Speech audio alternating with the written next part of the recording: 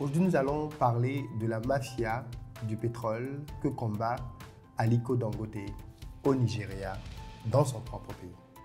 Imaginez-vous un seul instant que vous êtes propriétaire d'une boulangerie, que vous avez donc un four dans lequel vous mettez votre pâte une fois que vous avez travaillé votre pâte pour que le four vous permette d'obtenir du pain. Imaginez que ce four-là tombe en panne. Que faites-vous? La logique voudrait que vous répariez le four, n'est-ce pas? Que penseriez-vous si je vous disais qu'un boulanger, dont le four qui lui permet d'avoir du pain est en panne, décide de prendre sa pâte, d'aller la donner à un autre individu pour que cet individu-là mette sa pâte dans son four à lui et cet individu revient lui revendre du pain? Vous diriez peut-être que ce boulanger est stupide, n'est-ce pas? Et pourtant, c'est la réalité de comment est géré le pétrole brut au Nigeria depuis beaucoup trop d'années. Et avec sa raffinerie, sa méga raffinerie, investissement à 20 milliards de dollars, Aliko Dangote a voulu mettre un terme à cette mafia-là. On va donc dans cette vidéo rentrer dans les coulisses du business de la mafia du pétrole au Nigeria.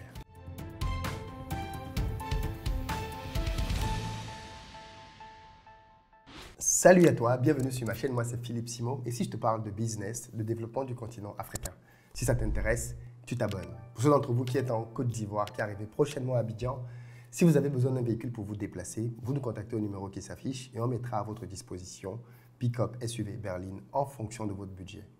Si vous avez plutôt besoin d'un logement pour vous, pour votre famille, comme votre résidence principale, n'hésitez pas à nous contacter au numéro qui s'affiche. Nous avons plusieurs villas, pour certaines déjà entièrement construites, que nous commercialisons en gros œuvre à partir de 42 millions de francs CFA. N'hésitez donc pas à venir les visiter. Je le rappelle pour ceux d'entre vous qui ne le savent pas encore, nous avons créé sur cette chaîne un espace membre. C'est un bouton qui est juste à côté du bouton s'abonner. Et dans l'espace membre, je vous donne accès aux coulisses de mes business dans lesquels je vous partage davantage les réalités entrepreneuriales dans plusieurs pays en Afrique. Comme vous le savez, je travaille au Cameroun, en Côte d'Ivoire, bientôt au Sénégal et dans d'autres pays. Et je souhaite vous partager davantage les coulisses de mes activités. Donc si ça vous intéresse, comprendre comment je prends des décisions, comprendre dans quoi j'investis, pourquoi j'investis, comment je finance, comment je me projette, tout cela, je le développe dans l'espace membre. Et puis, je partage pas mal de petits conseils, de petites astuces entrepreneuriales qui peuvent vous permettre, vous aussi, d'avoir des accélérations à votre niveau. Donc, si tout ça vous intéresse, l'espace membre, c'est un espace que vous devez absolument rejoindre. D'ailleurs, si le pays dans lequel vous êtes n'a pas le bouton rejoindre, ce n'est pas grave. Il y a des numéros de téléphone que nous avons mis là, notamment si vous êtes en Afrique. Vous pouvez nous contacter là-dessus et on vous donnera accès à une plateforme parallèle que nous avons créée afin que vous puissiez suivre l'espace membre depuis cet autre canal. Ne passez pas à côté parce que ce qui s'annonce en 2025 est juste extra et je vais partager plein de pépites dans l'espace membre, donc rejoignez-nous-y dès à présent. Le raffinage du pétrole est un procédé industriel qui permet de transformer le pétrole brut en différents produits finis tels que l'essence, le fioul ou le naphtha. Mais il faut bien avoir conscience que le pétrole brut en l'état lui-même n'est pas utilisable. En réalité, c'est un mélange hétérogène d'hydrocarbures. On a donc besoin de séparer ces différentes molécules les unes des autres pour obtenir les produits dont on a besoin. D'où la nécessité des raffineries. Le problème des pays africains, c'est que nous avons dans nos sous-sols du pétrole, mais nous n'avons pas les raffineries qui vont bien. Bien souvent parce qu'elles ont été construites il y a très longtemps, donc en termes de capacité, elles n'ont pas suivi la croissance de la population, ou alors parce qu'en termes de maintenance, nous n'avons pas su faire les maintenances qui vont bien et beaucoup de raffineries sont à l'arrêt, ou alors même, elles ne sont juste pas bien gérées. Pour diverses raisons en tout cas, la plupart des raffineries que nous avons dans nos pays sont soit hors jeu, soit clairement pas en capacité de pouvoir soutenir la demande du marché local. Et donc ce que ça entraîne, c'est que quand nous avons fini d'extraire du pétrole, nous devons l'envoyer à l'étranger pour qu'il soit raffiné. Et derrière, qu'on puisse nous racheter le pétrole. Il se trouve que en faisant ce business-là, vous comprenez très rapidement qu'il y a des intermédiaires qui se sont créés et qui se sont enrichis là-dedans. Des personnes qui vont trouver des gens à qui ils vont vendre le brut, d'autres qui vont trouver des gens qui vont vendre les produits transformés, bien évidemment, vont devenir des acteurs majeurs. Et ça, c'est l'un des problèmes de nos pays. Aliko Dangote a donc décidé de s'attaquer à ce gros problème en créant sur place l'une des plus grandes raffineries au monde. Parce que le Nigeria, c'est l'un des très, très gros producteurs de pétrole au monde. Il a donc décidé de faire un très gros investissement de 20 milliards de dollars pour une raffinerie qui a la capacité de pouvoir produire plus de 650 000 barils par jour. Malheureusement, Aliko Dangote a été très vite confronté à la mafia, en ce sens qu'il n'a pas trouvé du brut suffisant dans son pays pour pouvoir alimenter sa raffinerie. Comment comprendre qu'Aliko Dangote, après un investissement de plus de 20 milliards de dollars, soit dans l'incapacité de trouver du brut dans son propre pays et qu'ils doivent acheter le brut aux États-Unis? Vous avez bien entendu, Aliko Dangote achète une partie de son brut jusqu'aux États-Unis. Il le rapatrie au Nigeria, il le raffine et une fois qu'il l'a raffiné, il peut le distribuer soit sur le marché du Nigeria, soit à d'autres clients dans le monde entier et depuis peu d'ailleurs au Cameroun parce qu'il a eu un contrat avec la société Neptune Oil. Ça vous permet de planter le décor. Mais ce qu'il faut savoir déjà de base, c'est que le Nigeria lui-même, l'État du Nigeria, a des raffineries. Le problème, c'est que ces raffineries ne marchaient pas. Pendant très longtemps, le gouvernement du Nigeria a dépensé plus de 25 milliards de dollars pour essayer de réparer 4 raffineries. Comprenez vous-même l'arnaque.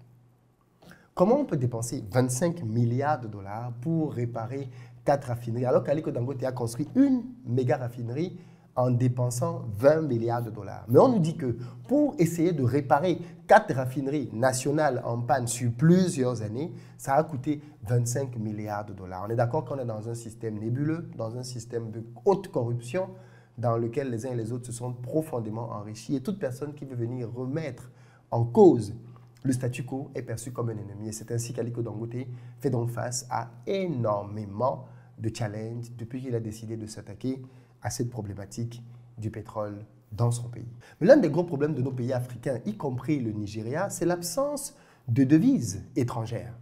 Il faut bien comprendre que quand vous êtes dans un pays, par exemple, qui a sa propre monnaie et que vous voulez acheter quelque chose qui est dans une monnaie différente, votre argent doit transiter par une banque centrale. Ça peut être la banque centrale de votre pays ou alors ça peut être la banque sous-régionale comme la BEAC ou ce genre de banque sous-régionale.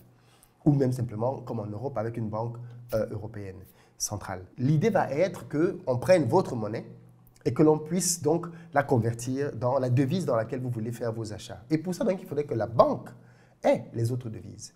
Le problème de nos pays, c'est que comme nous vendons très peu de choses à l'étranger, nous avons très peu de clients qui achètent chez nous et donc nos banques centrales ont très peu de devises étrangères. Or, commencez donc à faire ce que Dangote fait, c'est-à-dire produire du fuel et être en mesure de le commercialiser hors des frontières du Nigeria, c'est un moyen de permettre au Nigeria d'engranger d'autres devises. Et ça, bien évidemment, c'est hyper positif pour nos économies.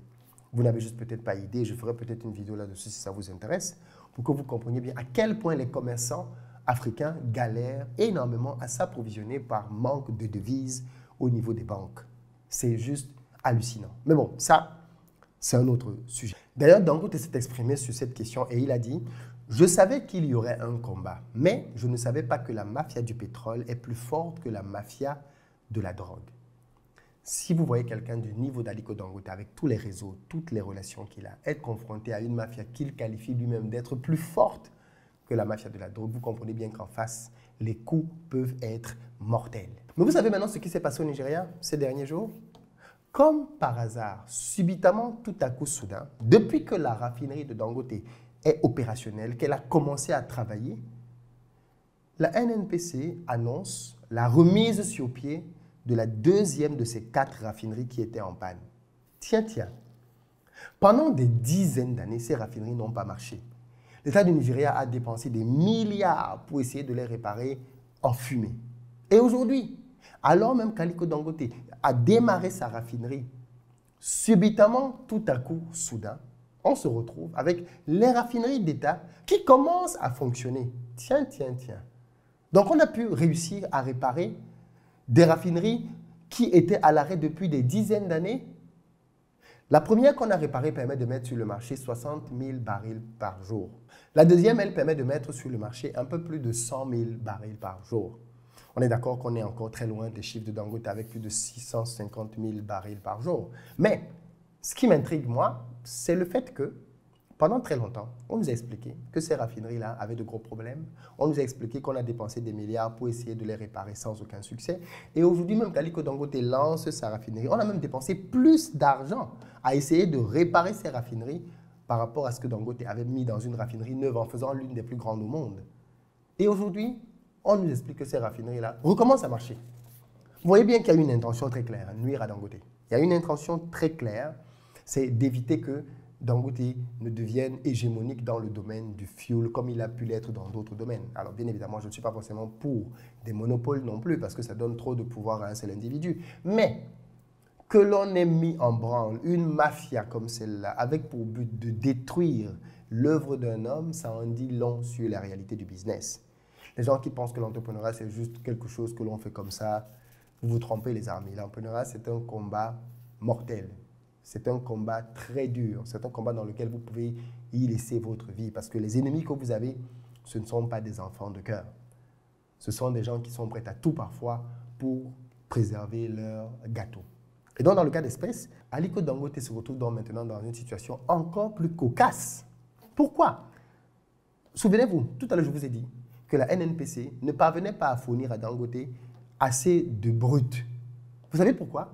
Parce que la NNPC, qui est l'agent de l'État en charge de répartir le fuel, le brut qui a été prélevé et qui appartient à l'État du Nigeria, a des dettes à gauche à droite. La NNPC a vendu déjà en avance des stocks et des stocks de brut à plusieurs compagnies. C'est-à-dire qu'avant même que ça ne sorte, quand la NNPC a besoin d'argent, elle vient dire, écoutez, moi j'ai du pétrole qui va arriver, vous me prêtez telle somme et je vais vous rembourser ça en brut. On lui donne de l'argent. Et donc quand le brut sort, plutôt que de servir le marché, la NNPC est tenue par ses engagements et ses dettes. Elle doit donc payer telle personne en brut, telle personne en brut, telle personne en brut. Et le peu de brut qui reste, elle dit, bon, Dangote, voilà ce que je peux te donner, voilà ce que je peux donner à telle autre personne. Mais dans le but d'empêcher à Dangote donc de pouvoir réellement continuer de grandir, développer sa raffinerie, qu'est-ce que l'État du Nigeria a donc fait? L'État du Nigeria a décidé de relancer ses raffineries qui ne marchaient pas jusque-là. Mais en relançant ces raffineries, qu'est-ce qui va se passer? Il y aura encore moins de brut disponible pour Dangote. On est d'accord? Il y aura encore moins de brut disponible pour Dangote. Parce que maintenant, on va dire, on a une raffinerie qui marche, une deuxième qui marche, une troisième qui marche, ainsi de suite. Bon, Dangote s'est préparé à ça déjà. Et il a dit qu'il achèterait le brut là où il va le trouver. Que ce soit en Chine, aux États-Unis, partout dans le monde où il trouvera du brut, il va l'acheter. Parce qu'il ne peut pas construire une raffinerie comme si elle n'est pas la faire fonctionner, ça n'a aucun sens. Mais vous voyez vous-même la mentalité parfois de certains de nos frères. Vous voyez à quel point parfois certains d'entre nous font des combats incroyables. Ce genre de combats n'ont jamais été faits au Nigeria contre un opérateur étranger. Jamais. Que ce soit BP, Shell, Total ou toute autre entreprise qui est venue faire du business avec l'État du Nigeria. On n'a jamais mis en branle autant de systèmes pour essayer de nuire à l'une d'entre elles. Et plutôt, on pouvait se dire que le projet de Dangote va être bien accueilli par tout le monde, qu'il va être célébré, qu'on va reconnaître le génie entrepreneurial qu'est cet homme. Eh bien, en fait, non. Certains ont plutôt vu que Dangote était un danger, Dangote était une menace et il fallait l'éliminer, ou du moins éliminer son projet. Parce que clairement, on ne peut pas laisser ça prospérer. D'ailleurs, dans la logique du Nigeria, on a refusé à Dangote de pouvoir travailler et développer son entreprise en mettant en concurrence avec Dangote des importateurs de fuel. C'est-à-dire que non seulement Dangote dit, et voilà, vous ne me vendez pas tout le brut. Ok, je peux comprendre. Je vais acheter du brut à gauche, à droite. Je vais produire, je vais transformer, je vais raffiner le brut. Et je vais vous mettre à disposition tous les produits dont vous avez besoin. Et ma capacité de 665 000 barils jour suffit pour couvrir les besoins du Nigeria, au moins pour le moment, largement, et même de vente dans la sous-région. L'État lui dit, non, on ne veut pas que tu sois en position de monopole. Du coup, ce qu'on va faire, c'est qu'on va continuer de donner des licences d'importation à d'autres opérateurs pour que d'autres personnes puissent faire rentrer du fuel dans le pays. Ça fait quel sens? On ne t'aide pas à l'entrée, on ne t'aide pas à la sortie. À aucun niveau. C'est-à-dire que, et pourtant, c'est là que le gouvernement doit pouvoir décider de faire de lui un champion dans ce domaine. C'est pour ça que je dis souvent que vous ne pouvez pas arriver à un certain niveau de business si vous n'avez pas le soutien de votre État. Ce n'est pas possible. Avec le soutien de votre État, On met en œuvre un cadre, simplement qui fait qu'on commente uniquement chez vous. Si l'État décide qu'on va tout passer par Dangote, signe des contrats dans lesquels Dangote garantit un prix, par exemple, il y a des moyens de contraindre Dangote pour qu'il ne fasse pas n'importe quoi non plus, avec des clauses des clauses suspensives du contrat. Il y avait des moyens de pouvoir permettre à Dangote de pouvoir développer davantage son industrie. Peut-être que la prochaine présidence au Nigeria fera différemment. Mais bon, comme Dangote est tellement grand, il est tellement grand qu'il est indispensable. On ne peut pas faire sans lui. On est obligé de le mettre dans l'équation. Et ce qu'il fait, c'est une fierté pour le Nigeria, n'en déplaise à certains. Bref, voilà donc 2 nouvelles raffineries qui viennent de lancer au Nigeria. Et Dangote est toujours dans les problèmes. Mais bon, je ne m'inquiète pas pour lui, c'est un grand garçon, il sait comment se battre, il sait même se battre mieux que chacun d'entre nous. Qu'est-ce que ça vous inspire, les situations que Dangote vit? J'ai hâte de vous lire là-dessus dans les commentaires. Peace.